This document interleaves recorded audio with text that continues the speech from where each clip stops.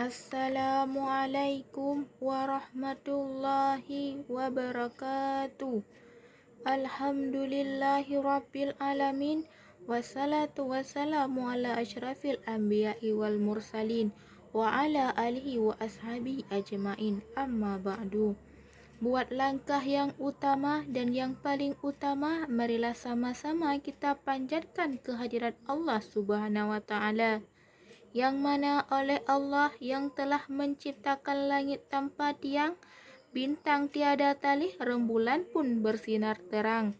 Selawat bermahkotakan salam, marilah sama-sama kita paparkan kepada sosok pemuda padang pasir, pemimpin padang Sahara, Al-Amin panggilan orang Mekah, buah hati dari Siti Aminah. Siapakah beliau? Beliau adalah Nabi besar Muhammad sallallahu alaihi wasallam. Takzim penghormatan saya kepada Ibu Nurlaili selaku dosen pengasuh mata kuliah menyimak dan berbicara, dan penghormatan saya juga kepada teman-teman seperjuangan. Hadirin yang berbahagia, saat kita menelusuri setapak demi setapak sejarah kejayaan Islam, yang kita ketahui adalah Islam merupakan agama yang megah. Islam merupakan agama yang dibangga-banggakan oleh seluruh umat manusia. Islam adalah agama yang maju. Islam adalah agama yang bersatu, baik dari zaman Nabi Adam hingga turun zaman Nabi Muhammad. Baik dari zaman kekhalifahan Abu Bakar As-Siddiq sampai dengan kekhalifahan Syekh Muhammad Amin Mahmud Bangladesh. Diawali dengan firman Allah dalam surat Ali Imran ayat 103 yang artinya, dan berpegang teguhlah kamu semuanya pada tali Allah dan janganlah berpecah belah. Hadirin, Imam Ibnu Katsir dalam sebuah tafsir menjelaskan, Allah memerintahkan kepada kita untuk bersatu padu dan melarang berpecah belah. Sejalan dengan ayat tadi, para ulama berkata karena dengan adanya persatuan, Islam akan bangkit, masjid semakin makmur, lembaga pendidikan pun semakin berjemur. Pengkajian dan pengajian tidak lagi sebatas forum dan podium, tetapi akan merambah di kalangan media massa dan elektronika. Lalu, langkah apa yang akan kita tempuh untuk membangkit semangat persatuan dan kesatuan? Lalu, langkah apa yang akan kita tempuh untuk membangkit semangat persatuan dan kesatuan umat masa kini, di mana akhir keberadaan persatuan dan umat Islam saat ini semakin hari semakin terpuruk bagaikan telur di ujung tanduk. Sebagai jawabannya, kita umat manusia punya sumber referensi tersendiri sebagai paham tolak ukur dalam menilai sesuatu. Kita punya Al-Quran sebagai pedoman, kita mempunyai baginda Rasulullah sebagai panutan dalam membangkit semangat persatuan dan kesatuan umat Islam. Langkah yang pertama yaitu bersatu dalam akidah. Akidah kaum muslimin adalah akidah yang satu, akidah yang sesuai dengan Al-Quran dan Sunnah, yaitu La ilaha illallah Muhammadar Rasulullah. Hadirin, kalimat inilah yang dikumandangkan Rasulullah, inilah yang ditegaskan Rasulullah. Kalimat inilah yang membuat Rasul dan pasukannya tegang dalam menghadapi ancaman bencana. Dengan demikian, kunci sukses umat Islam yang pertama adalah dengan bersatu dalam akidah, yakni mengkokohkan dengan sekokoh-kokohnya.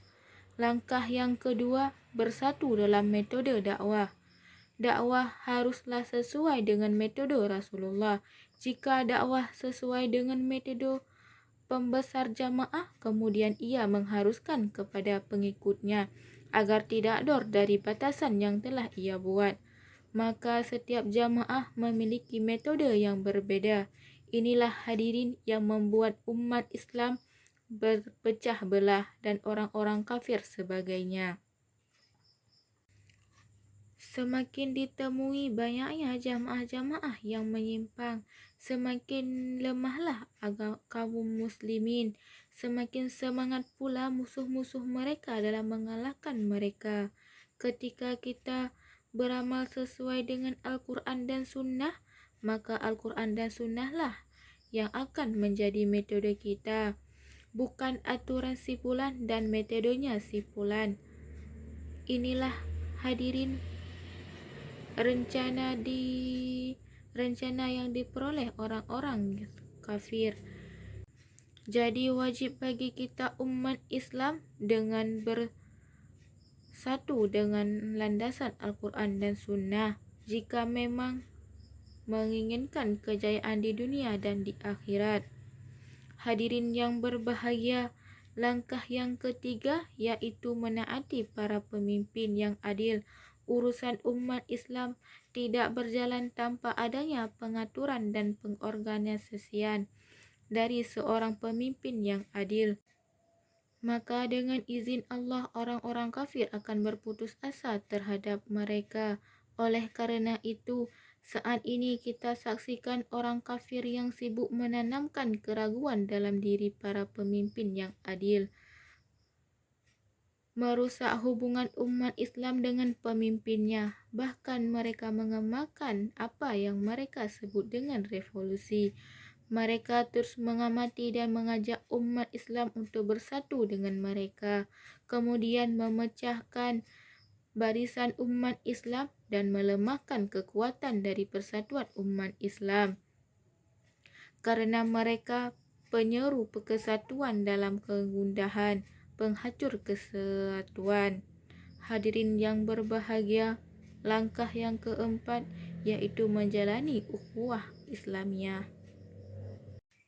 Sebagaimana firman Allah dalam Al-Quran surat Al-Hujurat ayat 10 yang artinya, sesungguhnya orang-orang beriman itu bersaudara, maka damaikanlah di antara saudaramu. Hadirin yang berbahagia, firman Allah ini mengisyaratkan kepada kita untuk menjalani ukhuwah Islamiyah, menjalani persaudaraan antara umat seiman dan seagama, sebagaimana yang diisyarahkan dalam kalimat ukhuwah Islamiyah lebih kuat dibandingkan dengan ukhuwah nasabiyah. Dengan demikian, langkah pertama dan utama untuk menegakkan persatuan dan kesatuan di sekeliling ini adalah dengan menjalankan ukhuwah Islamiyah. Oleh karena itu, walaupun kita berbeda suku, adat istiadat, walaupun organisasi, tetapi kalau kita satu akidah, tidak boleh saling menghina, memfitnah, apalagi sampai menumpahkan darah. Hadirin, Allah menciptakan hambanya tidaklah dalam keadaan yang sama. Ada yang kecil, ada juga yang besar, ada yang lemah, ada juga yang kuat, ada juga yang miskin, dan ada juga yang kaya. Itu menandakan bahwa kita manusia yang saling memiliki ketergantungan.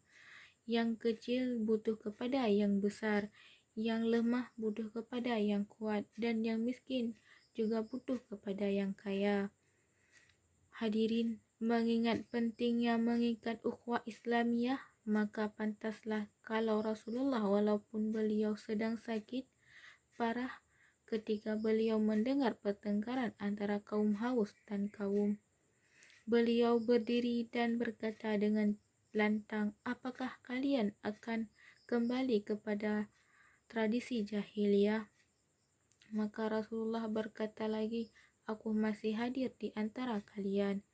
Hanya ini yang dapat saya sampaikan, lebih kurang dan lebih saya akhiri dengan wabillahi taufiq wa hidayat.